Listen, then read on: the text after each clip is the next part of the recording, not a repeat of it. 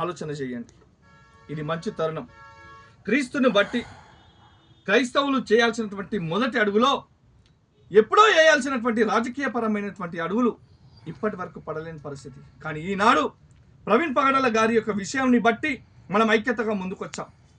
అయితే ఒక సమాజంలో జరగాల్సినటువంటి సామాజిక పరమైన న్యాయం జరగలేని పక్షంలో నేడున్నటువంటి క్రైస్తవులంతా ఏకమై క్రైస్తవ సమాజ పక్షమున మనము రాజకీయ వేదికను సాధించాలి.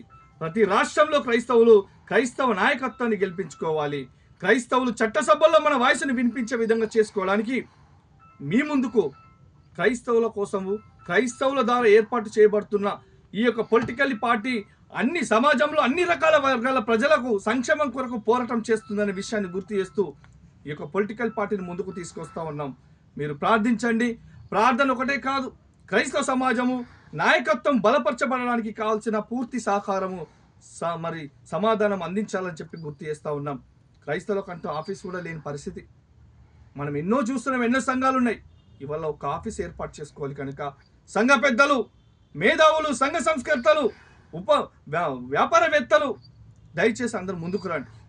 ఈరోజు సమాజంలో ఒక నాయకత్వాన్ని బలపరచుకోవడానికి ప్రతి ఒక్కరు సహకరించగలిగితే దేవుని యొక్క స్వార్థ ఈరోజు చట్టసభల్లో నిలబెట్టి చెప్పుకునే అవకాశం ఉంటుందని గుర్తు చేస్తూ ప్రజలారా ఏకమవుదాం, క్రైస్తవులంతా ఏకమై క్రీస్తు రాజ్యం కొరకు క్రైస్తవుల సింహగర్జన ఏర్పాటు చేద్దాం. క్రైస్తవుల రాజకీయ వేదికను ఏర్పాటు చేయగలుగుదాం. దేశవ్యాప్తంలో ఉన్నటువంటి పొలిటికల్ పార్టీలు క్రైస్తవులు మోసం చేస్తున్నటువంటి ప్రతి పార్టీకి క్రైస్తవుల బలం ఏంటో చూపిద్దాం. ఈ దేశంలో క్రైస్తవుల నాయకత్వాన్ని బలపరుచుకుందాం.